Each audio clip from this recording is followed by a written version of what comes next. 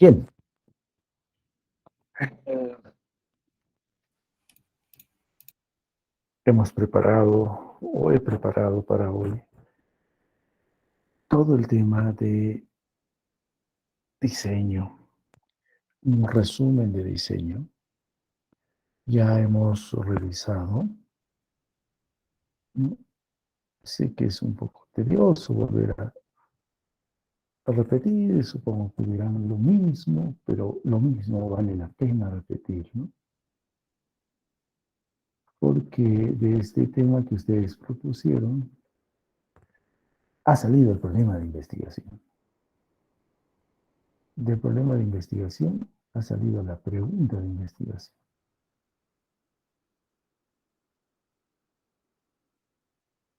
Bueno, esto está escrito en vuestro proyecto como formulación.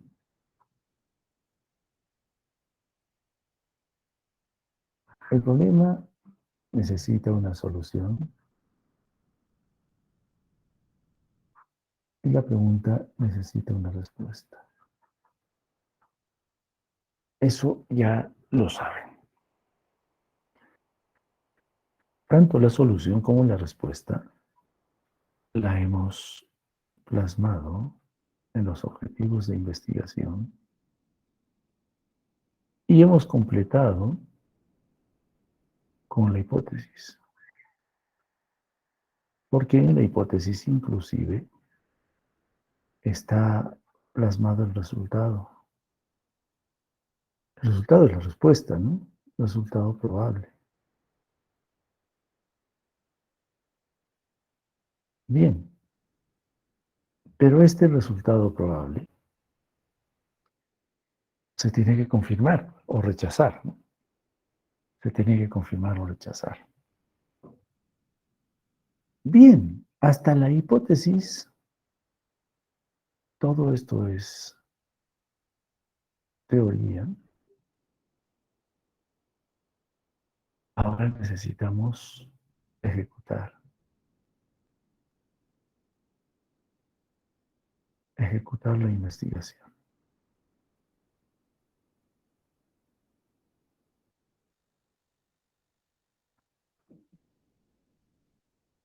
Pero para ejecutar la investigación hay una pregunta.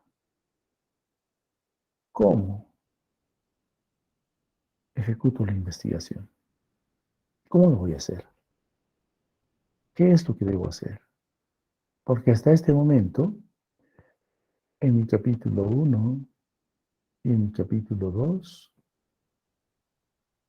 ya tengo todo lo propuesto, tengo lo planificado, ¿no?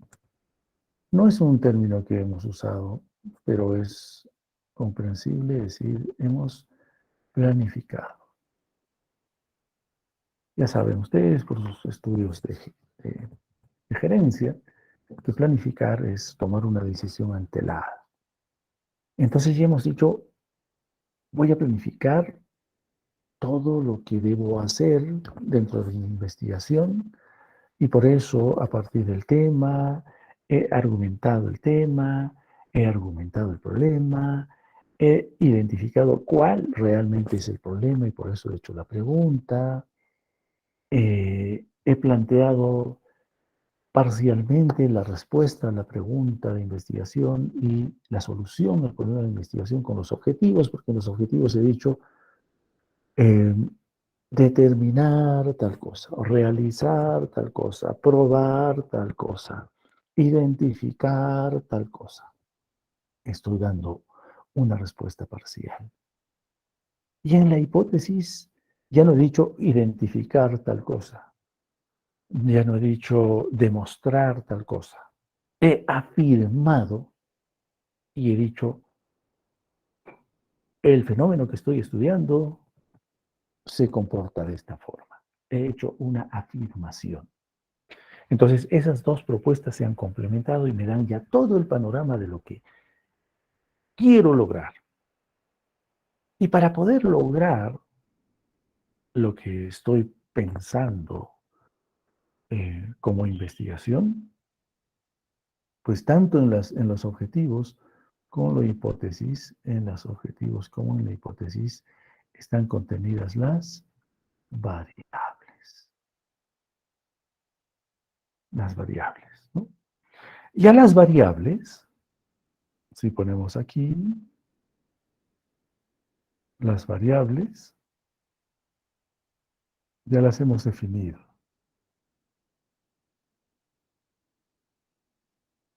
¿no?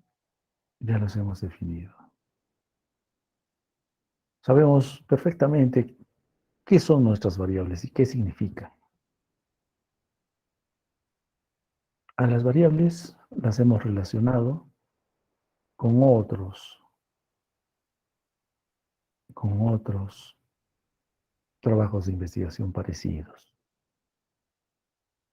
A las variables las hemos empequeñecido, las hemos desmenuzado, las hemos vuelto más pequeñas, y para ello las hemos puesto como subvariables, que en realidad todos ustedes lo han escrito como dimensiones en la operacionalización, ¿no? Y estas dimensiones las hemos convertido en medibles, ¿no?, a través de los indicadores, que no son otra cosa que números. Hasta aquí tenemos claridad de todo.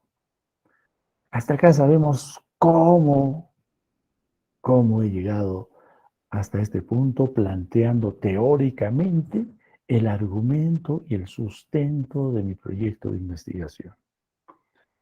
Le he agregado una justificación con aspectos sociales, metodológicos, valor científico, etcétera. He identificado las limitaciones que tengo. Hasta aquí puedo, esto no puedo, aquí tengo dificultades. Y sobre todo le he dado un marco ético y he dicho, mi comportamiento dentro de la investigación será totalmente ética, y he argumentado los elementos éticos al respecto. Hasta aquí he escrito todo lo que puede ser teoría para realizar la investigación. Ahora, una vez que he definido estos elementos de las variables, me he dado cuenta que necesito datos. Ahora sí necesito recolectar datos, porque ya sé cuáles son los números, ya sé qué voy a buscar, ya sé qué significan, ya sé todo ello. Ahora necesito buscar los datos. Y estos datos se van a convertir en información.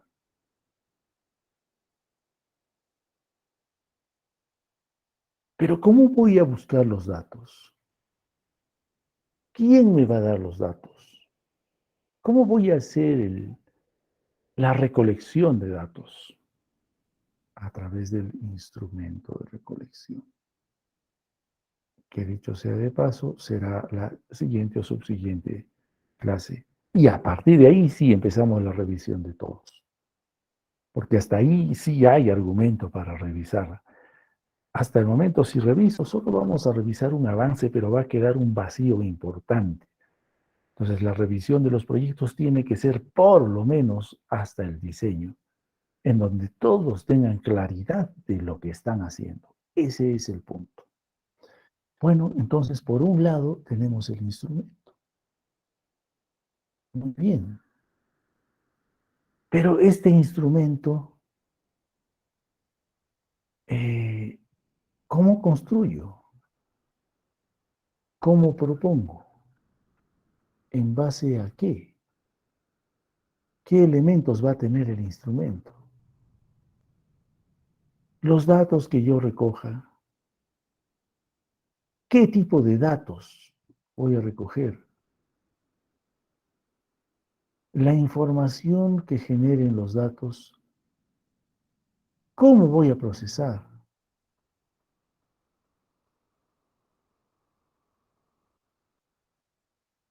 ¿Cómo voy a procesar? Entonces, en toda esta ejecución de la investigación, la gran pregunta es, lo que dice acá. ¿Cómo? ¿Cómo lo hago? Porque debe haber diferentes maneras. Claro está, por supuesto que hay diferentes maneras. ¿Y de qué depende esa manera para decidir cómo busco la información, cómo la proceso? Depende del diseño. Y esto es lo que vamos a hacer pues ahora en nuestro capítulo 3. Evidentemente no vamos a repetir todo el capítulo 3, que de hecho ya todos ustedes han llevado y conocen y saben cómo es, pero necesitamos darle precisión. Y como han visto, y acá está en todo el garabato de la lámina, han visto una secuencia. Desde la primera clase, cuando ustedes plantearon su tema, hasta la actual clase, no ha dejado de haber una secuencia. Si bien hemos tocado otros temas anexos, esos anexos como búsqueda de información, como aspectos éticos, como plagio, etcétera, esa información fortalece la secuencia que están ustedes escribiendo, ¿no? Es un adicional, es una especie de catalítico, son enzimas que optimizan el desarrollo del proyecto de investigación. Bien, entonces, ¿qué es un diseño?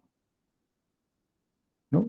Un diseño normalmente podemos imaginarnos como un esquema de algún elemento que queremos construir. Un diseño es un proyecto de cómo continuar hacia adelante. El diseño no es la ejecución, el diseño es la forma, el cómo. El diseño es cómo voy a interpretar lo que voy a seguir para adelante. En realidad, un diseño es una especie de camino a seguir. ¿Cuál camino tomo? ¿Me voy para la derecha? ¿Me voy para la izquierda? ¿Me voy para arriba? ¿Me voy hacia abajo? ¿A dónde voy? ¿Para qué? Para llegar a la meta.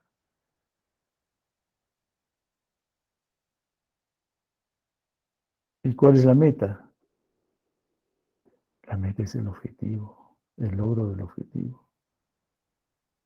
Es decir, es decir, la ejecución de la investigación.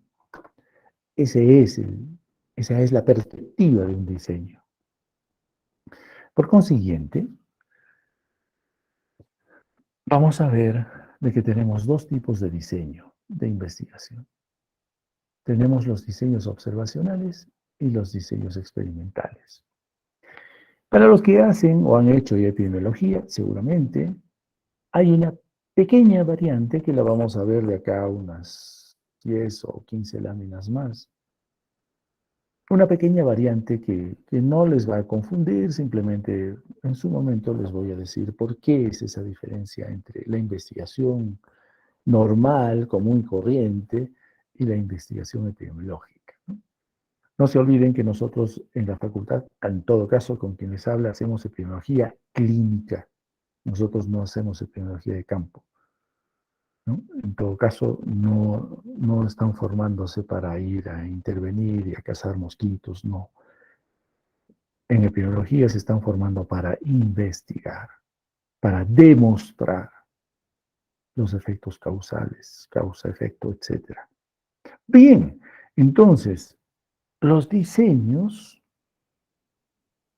son pues coherentes a los objetivos, como acabamos de decir.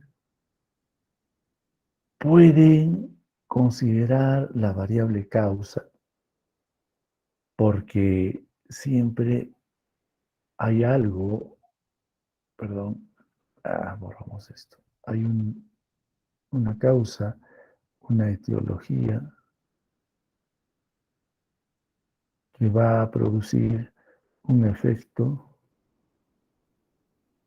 un daño, una enfermedad.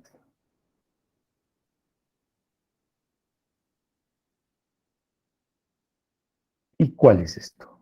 O no sabemos cuál es la causa y debemos buscarla, o no sabemos cuál es el efecto y debemos buscarla. ¿Cómo buscamos? Mediante la investigación. Por otro lado, siempre habrán sujetos de estudio, que no necesariamente son personas, ya sabemos. Pueden ser cosas, elementos inanimados, pero debe haber algún grado de control. Entonces, el objetivo, lo que busco,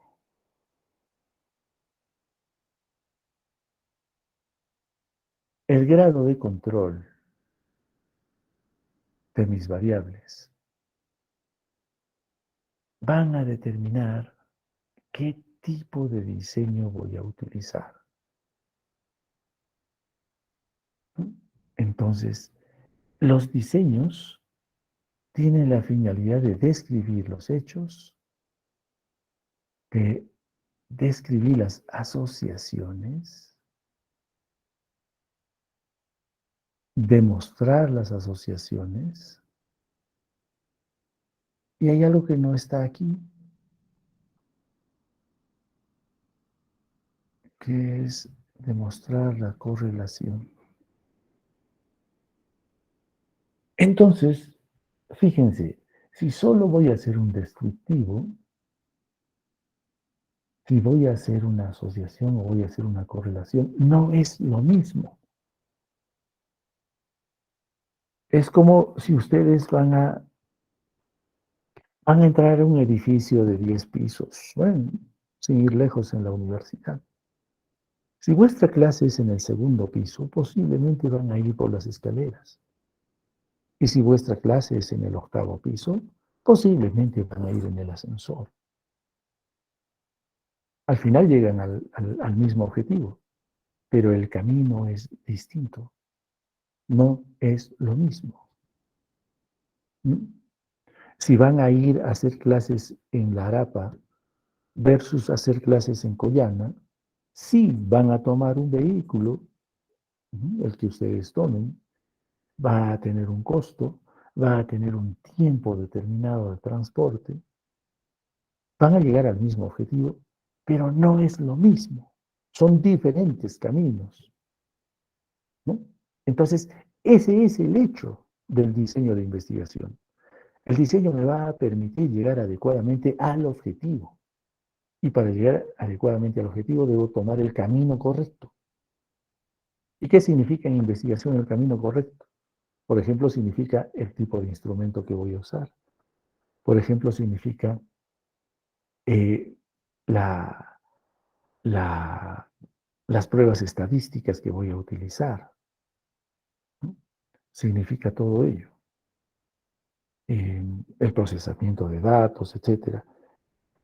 Todo eso depende del diseño. Entonces es clave tomar un diseño determinado. Bien, entonces decíamos, tenemos dos tipos de diseños. Tenemos el diseño observacional y tenemos el diseño experimental.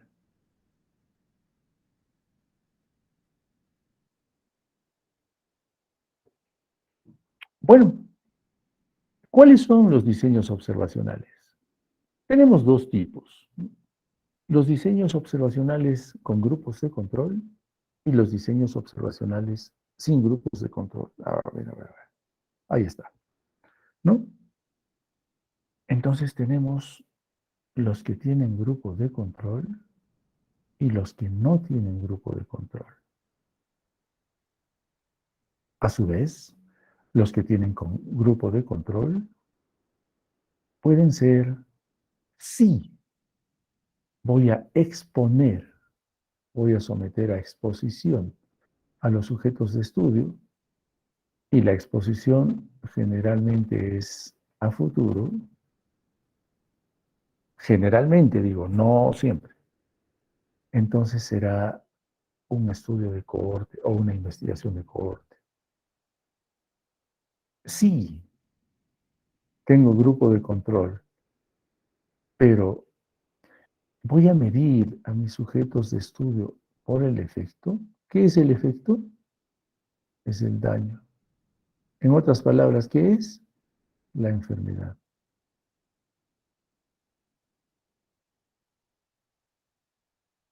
Si voy a medir por la enfermedad, quiere decir que uno de los grupos, como son dos, es con grupo de control, hay dos grupos, uno de los grupos son enfermos.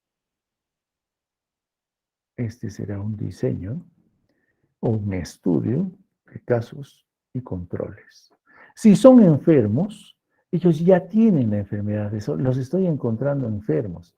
Entonces, generalmente voy a buscar en el pasado, porque ya están enfermos, ¿no?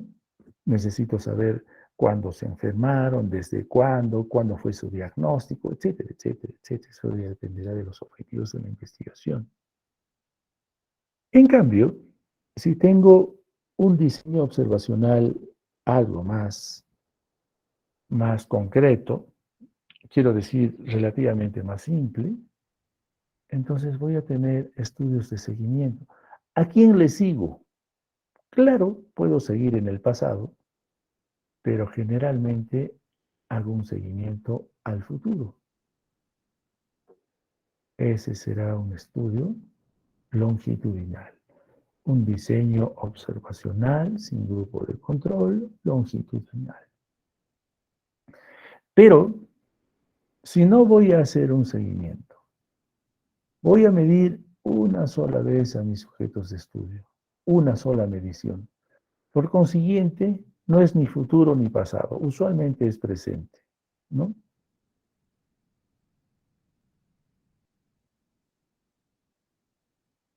Este será un diseño, un estudio transversal.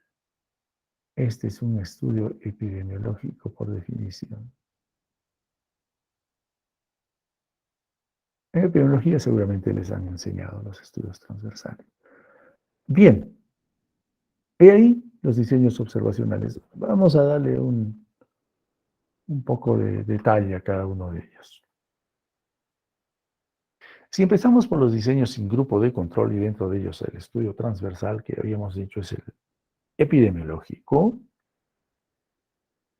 pues definitivamente estudia el efecto y la exposición. ¿Qué está pasando en los que se exponen en un momento determinado? ¿No? En un momento determinado.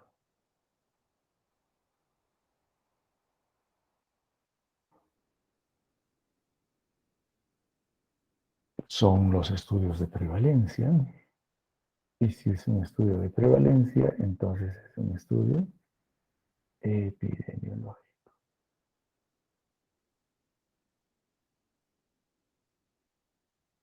Bien, entonces como verán aquí, no hay ni futuro ni pasado. En realidad es un momento. Podemos poner un momento.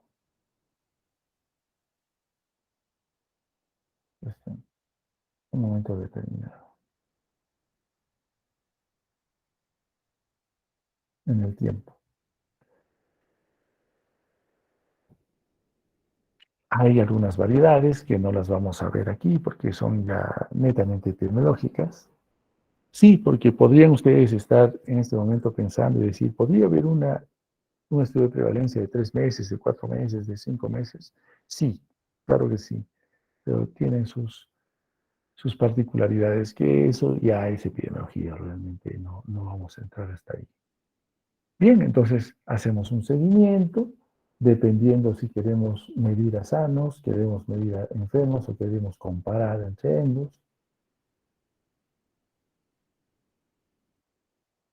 Eso dependerá. ¿De qué depende?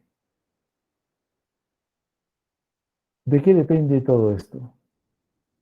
Si comparo, no comparo, asocio, no asocio, etcétera. Siempre les diré, ¿dónde está escrito eso? ¿Dónde está dicho? ¿Dónde lo dijeron ustedes? Porque es el investigador que dice eso. En los objetivos. Entonces tenemos que ser coherentes a mis objetivos. ¿Ok? Aquí tenemos un ejemplito de estudio transversal. Simplemente es un ejemplo nada más. ¿Qué ventajas tiene? Un estudio transversal, es decir, observacional, sin grupo de control, me permite hacer una evaluación en un punto en el tiempo. Esa es una gran ventaja. Puedo analizar los resultados. Puedo, o sea, darle un enfoque analítico. Puedo hacer un estudio paralelo de la causa-efecto, como hemos visto hace un instante. Tengo accesibilidad a los datos porque es cortito el estudio. Es rápido y no es muy costoso. Sin embargo, tiene algunas desventajas. No puedo establecer asociaciones. No solo hay limitaciones, simplemente no puedo establecer. Puedo imaginar que puede haber una asociación, pero no la puedo demostrar. De hecho, hay alta posibilidad de sesgo. Si bien es cierto, puedo evaluar la causa y el efecto, pero no puedo demostrar la causalidad en sí. Y tampoco tengo un orden cronológico de los eventos, porque estoy haciendo solo una medición específica. Bien, el otro diseño observacional sin grupo de control, el estudio longitudinal.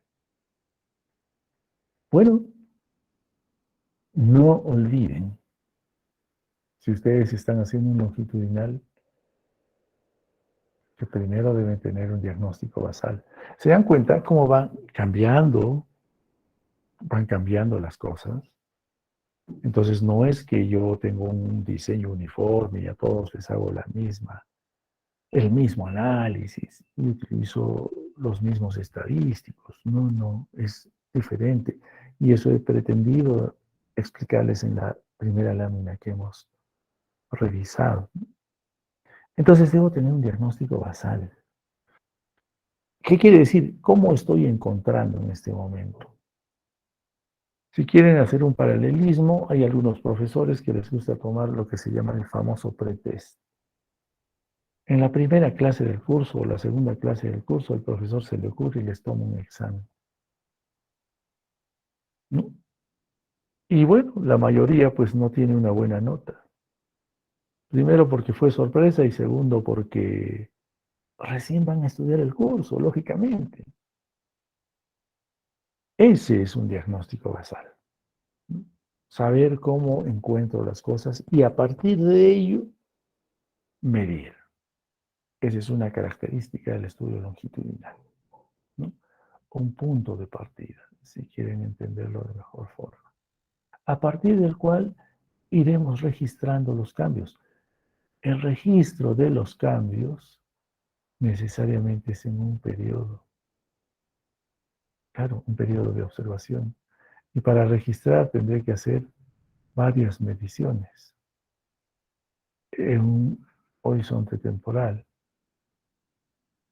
Ahí está. Entonces, yo puedo empezar con mis sujetos de estudio a lo largo del tiempo. Como han visto, esto es futuro. Tengo una población expuesta, por algo les estoy midiendo, están expuestas a algo. No es un estudio de cohorte, no confundir la palabra cohorte. Ya les voy a dar el concepto, esta es la palabra, no es el tipo de estudio, ¿no? Van a estar expuestos, voy a medir varias veces durante esa exposición y veré qué pasa a lo largo del tiempo de toda mi observación. Y de ahí sacaré mis resultados. No olvidemos que hay que poner un diagnóstico basal. Bien, les decía, para que no haya confusión, la palabra cohorte significa un grupo de personas, un grupo de individuos, un grupo de sujetos de estudio que comparten una misma experiencia durante un tiempo determinado. Esa es una cohorte, ¿no? Cuando hablamos simplemente de la palabra cohorte, significa eso. Otra cosa es que hablemos del diseño de cohorte, que es diferente. Bien, acá tenemos un estudio longitudinal, claro, ahí le llaman prospectivo, claro. Y bueno, ahora que me hacen recordar, mm, voy a regresar brevemente al estudio transversal, porque el estudio transversal lo van a encontrar para los que utilicen bibliografía en inglés,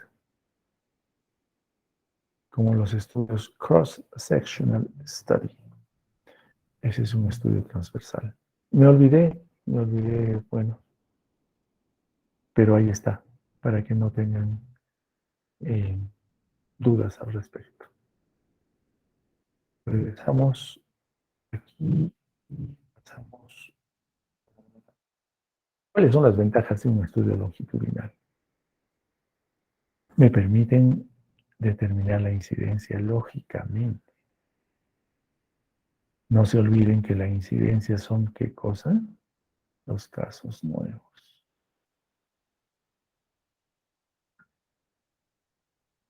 ¿Qué desventajas? Tampoco puedo hacer asociación ni demostrar. Es costoso porque es largo. Bien, vamos a los diseños con grupo de control, observacionales con grupo de control. El estudio de casos y controles. Bueno, aquí sí, vamos a establecer una asociación. ¿Y por qué?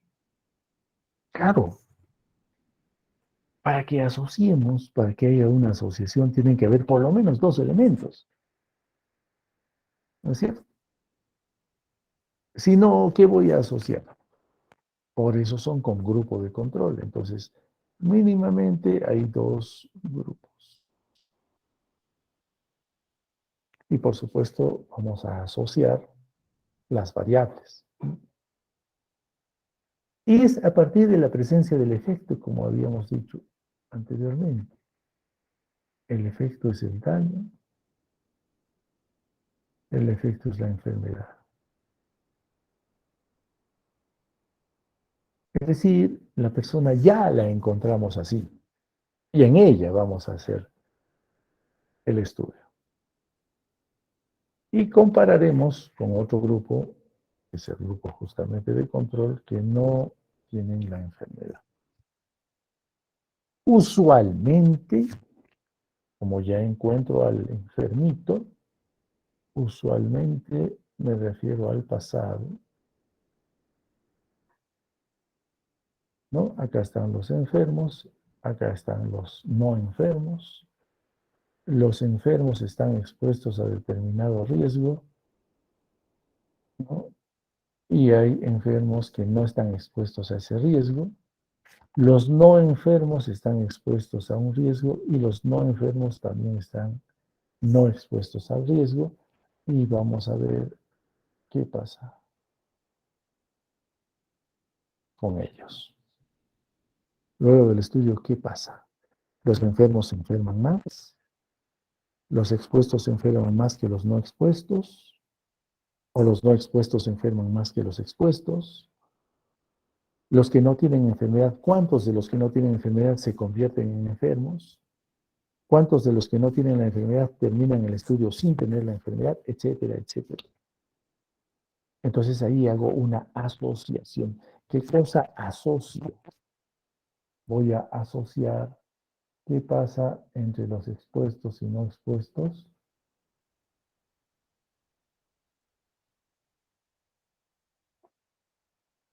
Y a su vez voy a asociar qué pasa entre los que estuvieron enfermos y los que no están enfermos. ¿no? Y hago una asociación. Mido la asociación matemáticamente. Es lo mismo que hemos visto. Ya ustedes saben. ¿Cuál es la medida de asociación por excelencia? El odds ratio. Entonces, como verán, en otro estudio anterior, por ejemplo, en un longitudinal, no van a medir pues el OR. No tiene sentido, porque el objetivo de vuestro trabajo no es medir asociación. El objetivo de vuestro trabajo es medir incidencia. Por algo están haciendo un longitudinal. Y así sucesivamente, ¿no? Entonces, estas son medidas epidemiológicas, netamente epidemiológicas, y determinan la asociación. Evidentemente, hay otros estudios. Claro, seguramente que alguno de ustedes también dice, pero el odds ratio no es la única medida de asociación. Efectivamente, estaríamos hablando del riesgo relativo, estaríamos hablando del riesgo atribuible, pero estas medidas no se utilizan, no tendría sentido calcular, no podríamos calcular en un estudio de casos y controles. Pero sí el odds ratio y un 4.2, como ya se acordarán por sus estudios de epidemiología, es altamente asociado. Bien, ¿qué ventajas tiene el estudio de casos y controles? Valora múltiples exposiciones, por supuesto, requiere de pocos sujetos, no necesitan de muchos, no es muy costoso, no es muy prolongado, tenemos varios factores de riesgo que podemos estudiar y, claro, podemos utilizar estos estudios en enfermedades raras o enfermedades infrecuentes llamadas, ¿no? Sí, para esto es bastante útil, ¿no? Pero no solamente es para ello, por supuesto. Mientras que en las desventajas sí tenemos bastante sesgo, más luego tenemos una lámina, unas dos láminas exclusivamente de sesgo para que comprendamos mejor lo que es sesgo. Eh, Lógicamente no puedo tener incidencia, ¿no? Y el riesgo solamente es estimado. Por eso les decía, no podemos medir riesgo relativo ni riesgo atribuido. No, no puedo medir el riesgo hacia atrás. Tengo que medir el riesgo hacia adelante, hacia el futuro. Bien, en cuanto a los estudios de cohorte, y las personas o los sujetos de estudio no están enfermos, están expuestos. Hay una exposición posiblemente a un riesgo determinado. Hay una exposición. Entonces, habrán esos dos grupos, ¿no? Los dos grupos, los expuestos y los no expuestos. Y generalmente, nuevamente digo, generalmente se estudia hacia el futuro, claro, hacia el futuro, ¿no? Entonces, todos mis sujetos de estudio no tienen enfermedad, pero los divido en dos grupos, por eso es un grupo de control. Un grupo se expondrá y otro grupo no se expondrá, y vemos el tiempo. A lo largo del tiempo medimos igual, veremos qué pasa. ¿Qué pasa con ellos? Bien, aquí sí podemos medir el riesgo relativo, que es una medida de asociación, ¿no? Eso saben ustedes, no vamos a volver a ver algo que ya se supone que saben. También podemos medir el riesgo atribuible, ¿sí? Y, como verán, es hacia el futuro. Bien, ¿Qué ventajas tiene un estudio de cohorte? Podemos medir el riesgo relativo. No olvidemos esto, es asociación. Tiene un error mínimo en la determinación del factor de riesgo. Por algo estamos midiendo asociación. Podemos verificar la relación causa-efecto a lo largo del tiempo. Podemos calcular incidencia, por supuesto, porque estamos haciendo hacia el futuro. Podemos someter a varias exposiciones si fuera el caso, normalmente no es así. Y demostramos la causalidad. Claro, si estamos empezando con una persona sana y si luego se enferma a lo largo del estudio, vamos a tener la oportunidad de precisar con claridad cuál es la causa. ¿Qué desventajas? Como es largo, es difícil de seguir, es costoso, hay mucho tiempo de estudio. A lo largo del estudio pueden haber cambios o pérdida de participantes. Claro, como dura, supongamos que es un año, año y medio, 2 años, hay participantes, pues sujetos de estudio que son los perdidos de vista, ¿no? Desaparecen o simplemente se retiran. Algún sujeto de estudio puede decirle, mire, sabe que ya no quiero seguir, hasta aquí nomás. Y usted no lo puede obligar. No se olviden de nuestros aspectos éticos. No se olviden de la autonomía de las personas. Entonces tendrán que retirarse. Bien, si se han percatado, cuando he hablado de casos y controles y de cohortes, he dicho, generalmente, un caso y control es retrospectivo, generalmente una cohorte es prospectiva. Si creemos que esto es definitivo, no es así, porque sí puede haber un casos y controles hacia el futuro y una cohorte hacia el pasado. Estas son los algoritmos normales, ¿no? Que nos dice que una cohorte va hacia el futuro, es decir, es un prospectivo. Esto también lo veremos luego. Y un casos y controles va hacia el pasado, es decir, un retrospectivo. Pero no necesariamente es así. Claro, acá tenemos un estudio de cohorte prospectivo, que es lo normal, pero aquí tenemos un estudio de cohorte retrospectivo. Para hacer esto ya hay que tener cierto dominio de la investigación,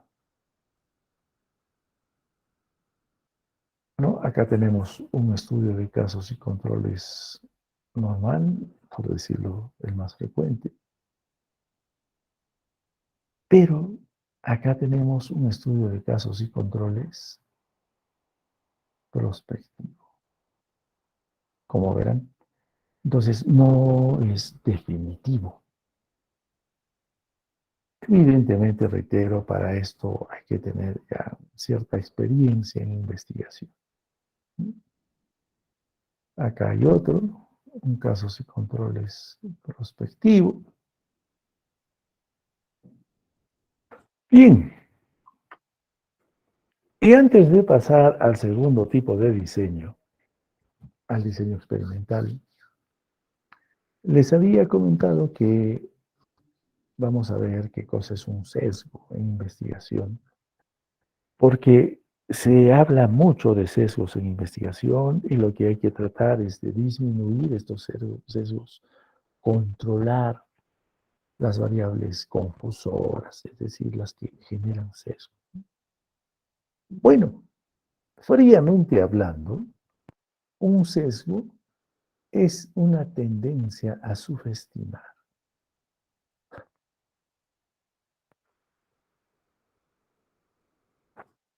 ¿Subestimar qué cosa? los resultados inesperados o no deseados. Es decir, ustedes están realizando la investigación y van teniendo, digamos, están desplegando un cuestionario. Y ustedes esperaban que la mayoría responda de una manera, pero está respondiendo de otra manera. Y ustedes no esperaban. Entonces ahí la subjetividad del investigador y dice, no, acá pasa algo, no hay un error, no es así, algo ha sucedido. O si mandan encuestadores y se han hecho mal la encuesta, ¿no? Con los resultados inesperados. Esos son sesgos en términos generales. Fíjense cuya posición no sucede igual cuando el resultado sí sale como yo quería. Si veo y todos los cuestionarios sí han respondido como yo esperaba que respondan, ahí no digo, a pesar de que han sido los mismos encuestadores, el mismo instrumento, ahí no digo, oh, creo que hay un error porque está saliendo como yo quería que salga. Por eso hay una posición subjetiva del investigador.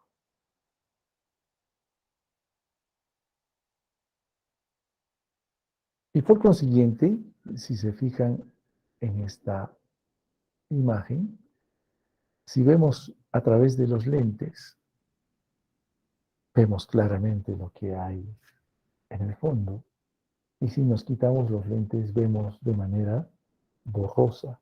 Por consiguiente, un sesgo no es otra cosa que una realidad distorsionada. Ese es un sesgo. Bien, ¿qué más podemos decir? Podemos decir que el sesgo también es un verdadero error detectado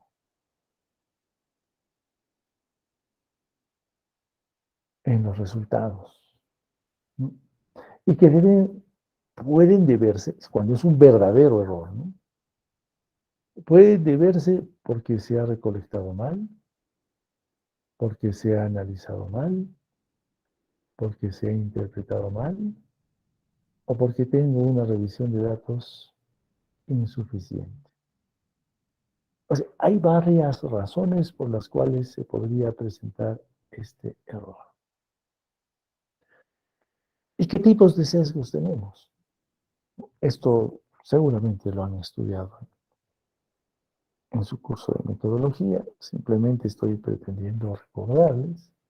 Tenemos los sesgos de confusión, los sesgos de información, los sesgos de selección, el sesgo de Bergson, cuando hay una correlación negativa de las variables. ¿Y qué desventaja podemos encontrar en los sesgos? La mayor desventaja es que nos da pues una información equivocada. Esa es la mayor desventaja. ¿No?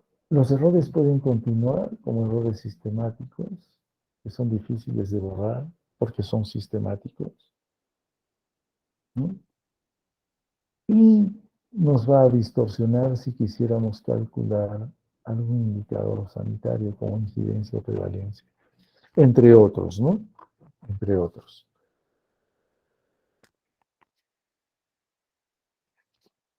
Entonces, en los sesgos de selección, en los sesgos de información, hay algunos que son particularmente de un diseño en especial. En los transversales, por ejemplo, las no respuestas, esto es en la mayoría, o los prevalentes versus los incidentes, ¿no? Hay una confusión, generalmente por mal cálculo del tiempo de estudio. Aquí está, ¿no? Hay una ambigüedad temporal, puede haber un sesgo del observador, sesgos de memoria. Bueno, en los casos y controles, los sesgos de supervivencia, que son ya. Bueno, en realidad es lo que uno pretende medir hacia el pasado, de cuánto tiempo la persona pudo vivir con la enfermedad hasta terminar el estudio, ¿no? Esos son los sesgos de supervivencia. O una referencia selectiva, escojo solamente lo que me conviene, entre otros, ¿no? El sesgo del observador, el sesgo del entrevistado, en los de cohorte igual, hay un sesgo de seguimiento, no hago un buen seguimiento, o no registro adecuadamente la información, no hago una buena evaluación del resultado. Igualmente, sesgo del observador, sesgo del entrevistado. Bueno, los sesgos son similares, ¿no? En todos los diseños. En algunos se acentúa más que en otros. Bien, estas tres láminas para recordarles qué rol cumple el sesgo en la investigación. Ahora sí, el segundo diseño de investigación, los diseños experimentales. Bueno, un experimento tiene sus características. Principalmente tiene tres condiciones para ser experimental.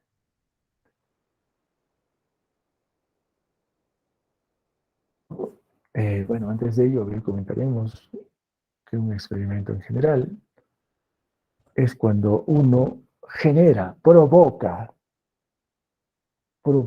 el evento para observar sus consecuencias. Quizás debería ser más claro, ¿no? Provoca el evento.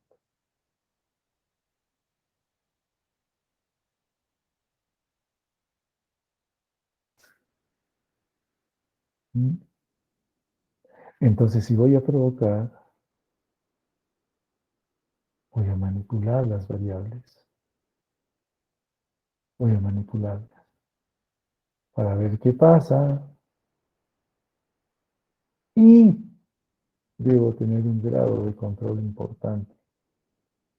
Tiene que estar controlado.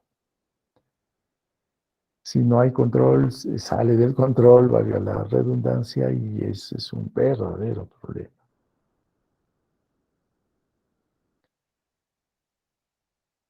Nosotros nos damos cuenta del diseño de nuestra investigación desde los objetivos, incluso desde el tema.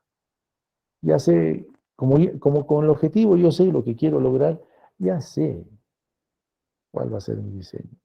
Lo que pasa es que recién en el tercer capítulo voy a escribirlo. Uno de los elementos que me orienta es el grado de manipulación. ¿Hasta qué punto yo puedo manipular las variables? Si puedo manipularlas totalmente como para poder provocar,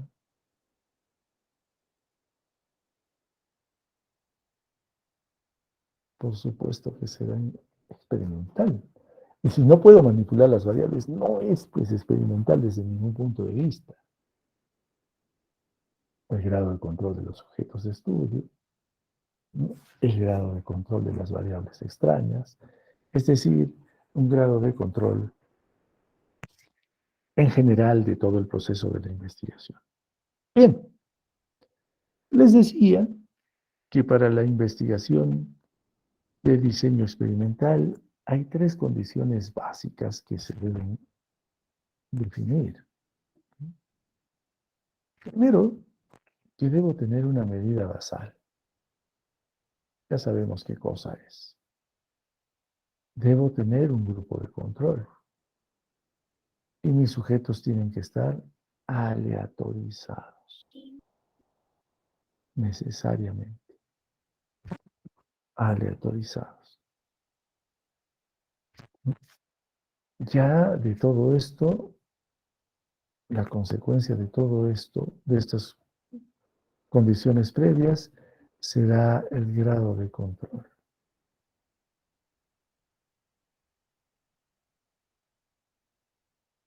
de las variables, por supuesto, ¿no?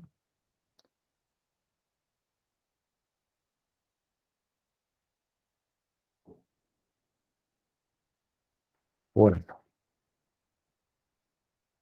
¿qué es aleatorizar?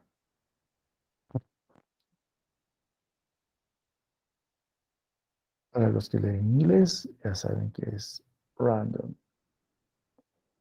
Y algunos lo han castellanizado y dicen randomizado. Esa palabra no existe en español, pero sí se entiende, ¿no? Bueno, es la selección de sujetos mediante un procedimiento de criterios de inclusión y exclusión imparciales, ¿no? Hay un procedimiento. Todo ahora se hace en la computadora, ¿no? Y eso es lo que vamos a ir viendo a lo largo de las siguientes clases. Si bien es cierto, hay fórmulas, hay maneras de hacer eh, este tipo de procedimientos o de cálculos estadísticos, pero prácticamente ya nadie, por ejemplo, para hallar la muestra. Sí, cuando comentemos muestra les voy a mostrar la fórmula, pero nadie aplica la fórmula. Todos van directamente al software y en el software se hace el cálculo y listo. Pero el detalle es que hay que saber de dónde viene ese cálculo y sobre todo cómo interpretar el resultado. Bueno, si seguimos hablando de aleatorización, pues se selecciona los sujetos, se enumera los sujetos, se decide cuántos grupos voy a formar y se distribuye a los sujetos de manera aleatoria, de manera randomizada, de manera imparcial, si cabe el término, ¿no? Entonces aquí tenemos toda nuestra población. Esta población tiene una muestra, pero como toda esta muestra son los sujetos de estudio, acá están los sujetos de estudio, yo necesito dividirlos, pero dividirlos equitativamente. Entonces se hace una aleatorización. Acá hay dos, pero podrían haber tres, ¿no? Podrían haber cuatro. Y como les decía, pues se utiliza un, un software, ¿no? Acá está uno de los más simples. Por ejemplo, yo tengo un grupo de 57 sujetos, pero quiero estudiarlos en tres grupos de igual tamaño, aleatorizados. Introduzco los datos de los 57 sujetos y el software me aleatoriza a los tres grupos con el mismo número de sujetos, es decir, 19 por grupo. Listo, ya tengo ahí, está hecho. Evidentemente, previamente yo sé quién es el 17, yo sé quién es el 29, yo sé quién es el 24, yo sé quién es el 5, etcétera. Eso es un proceso previo, ¿no? Lógicamente. Bien, el diseño experimental entonces, bajo las tres condiciones que habíamos mencionado, primero nos preguntamos si los sujetos están aleatorizados o no. Sí están aleatorizados. Muy bien. ¿Hay grupo de control? Sí hay grupo de control. ¿Tiene medición basal? Sí tiene medición basal. Aquí está. Uno, dos, tres condiciones. Por consiguiente, es un diseño experimental. Si no tiene medición basal, simplemente es un experimento aleatorizado incompleto que tenemos que corregir. Si no tiene aleatorización, ¿tiene grupo de control y medición basal? Sí. Entonces es un cuasi experimento. No es aleatorizado, no tiene grupo de control, no tiene medición basal, no es un experimento. Bueno, si pretenden de que se convierta en experimento, podemos llamarlo preexperimento, pero si no, No es simplemente un diseño experimental, y punto. Bien, las ventajas de un diseño experimental es pues el alto grado de control, como ya lo hemos dicho, de las variables. Hay una mínima posibilidad de sesgos y generalmente nos va a demostrar con mayor facilidad las hipótesis. Una desventaja es que es poco generalizable porque es experimental. Entonces es muy preciso, muy puntual, pequeño generalmente. Y aún así es muy costoso. Usualmente hay alta pérdida de sujetos de estudio. Y aquí sí hay muchos conflictos de orden ético que hay que resolver antes de empezar el diseño. Bien, una variedad de diseño experimental es el famoso ensayo clínico, que es un tipo de investigación muy utilizada por los médicos, por los clínicos, por algo es ensayo clínico, y generalmente, como ustedes saben, generalmente se hace para probar un medicamento. Generalmente está relacionado a un medicamento nuevo. Digo generalmente, ¿no? No siempre. O en este caso, por ejemplo, ahorita estamos con un número importante de ensayos clínicos para la vacuna. Bueno, COVID, me refiero a la vacuna COVID. Bien, entonces aquí, como ya hemos visto en la definición, tenemos no los sujetos de estudio, es la población, es el universo en quienes vamos a definir quiénes podrían entrar. Tenemos un grupo de personas que entrarían y otro grupo que no van a entrar, por consiguiente no son participantes.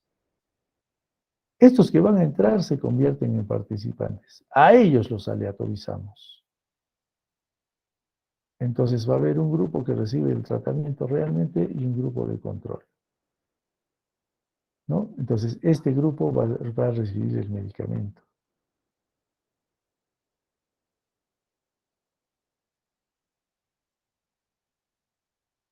Y este grupo no recibe. Entre los conflictos éticos está si le seguimos dando placebo o no. ¿Mm? Hay muchas cosas que discutir aquí, que no es motivo del curso tampoco, pero ustedes saben que estos dos grupos, o sea, la totalidad de sujetos de estudio,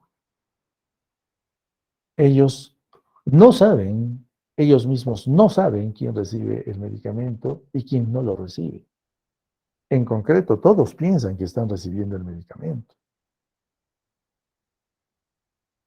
El punto ético está en cuánto derecho tenemos nosotros de que una persona que recibe una pastilla pensando que es el medicamento, en realidad no es nada, es un placebo. Pero esta persona piensa que está recibiendo el medicamento. Bueno, hay mucho que hablar al respecto.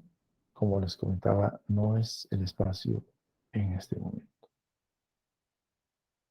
Bien, entonces el ensayo clínico ya nos permite tener cálculos mucho más finos, que son cálculos epidemiológicos, pero que usan los clínicos, ¿no? La reducción relativa del riesgo, ¿no? O la reducción absoluta del riesgo, de uso clínico, básicamente. Son herramientas epidemiológicas, pero de uso clínico. El cálculo del número necesario de pacientes a tratar, es otra medida epidemiológica. principalmente. Fíjense, aquí hay un ejemplito muy simple nada más, solo como ejemplo. Tenemos la eficacia y los daños de farmacológicos para prevenir la enfermedad aguda de montaña, la enfermedad de altura. ¿Mm? Bien, randomizado, placebo y medicamento, incluya. Ah, eso es lo que quizás faltó. Cuando hablamos de ensayo clínico,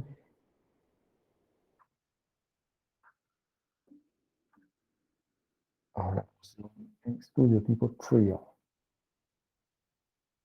Bien, seguimos con nuestro ejemplo. Aquí están, ya se recogió toda la información, se desplegó el instrumento, etcétera. Entonces, para ello se ha probado la cetazolamida versus la dexametasona. Ambos en caso de prevención, no se olviden del título, y ahí viene el objetivo. Ahora vamos a retroceder. Acá está, ¿no? El objetivo, que es el corazón de la investigación, dice vamos a cuantificar la eficacia y el daño farmacológico en la prevención de mal de altura. Bien, acá está, fíjense, tanto de la dexametasona como de la cetosolamida, eh, las características que se han tomado en cuenta para el análisis de la investigación, es decir, aquí están las dimensiones de la variable, ¿no? Se ha revisado la incidencia de la enfermedad de altura, ¿no? Acá está el total de sujetos que han entrado en la investigación, el riesgo relativo y lo que se necesitaba medir era el número necesario a tratar, o sea, el número necesario para no tratar, porque se está viendo la prevención, ¿no es cierto? O sea, los que no se van a enfermar. Miren, 95% de intervalo de confianza, todo eso es parte del diseño, sale del diseño. Ya los resultados no tienen sentido revisarlos, pero si los planteamos en un gráfico, aquí está el gráfico, ¿no? Acá están los que no necesitan tratamiento, es el mayor volumen, uno que otro que sí necesitó tratamiento, y ahí están los medicamentos, ¿no? Muy bien.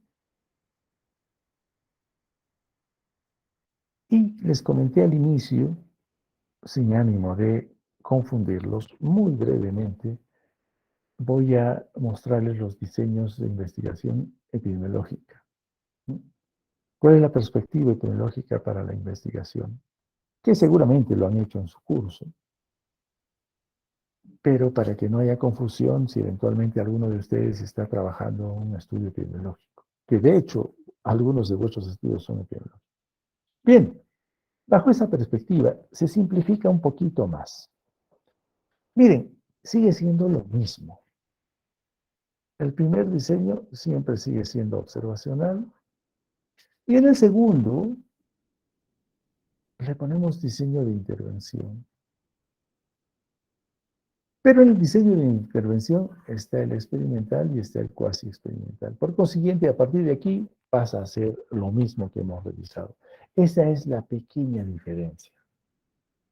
Que no altera en nada lo que acabamos de revisar, simplemente nos da otra mirada.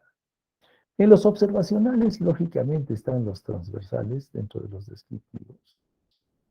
Y dentro de los analíticos están los casos y controles y los cohortes, transversal analítico. Pero este es un abordaje netamente epidemiológico. Esto no les voy a pedir porque no estamos en el curso de epidemiología. Solamente quería compartir con ustedes. Y en los ensayos están los ensayos de campo y los ensayos clínicos, los que hemos visto. Que cada uno tiene a su vez, como verán, sus propias medidas. Acá están. Odds ratio, riesgos relativos, odds ratio, etcétera.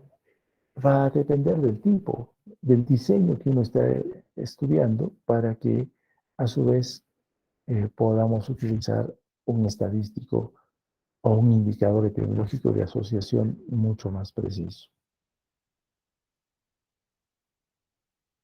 Bien, ahora sí se ha hecho un poco prolongado, pero era necesario enfatizar en los diseños, porque si no hacen un buen diseño, así como si no hubieran planteado adecuadamente los objetivos, eh, pues va a haber un error grande en la investigación. Pasaremos a las preguntas, a la discusión de la clase de hoy.